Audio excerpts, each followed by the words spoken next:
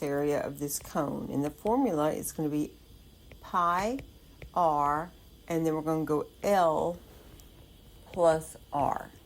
So when I look at your picture, I see that we have a diameter. It looks like,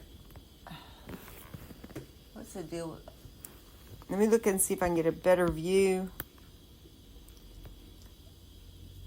Looks like 11.4, so that's what I'm going to go with. R is 11.4, but we don't have L, which is going to be that slant height. So what we have to do is have a right triangle where this is a half of that 11.4, and then this is going to be your height, which looks like it's 10.8.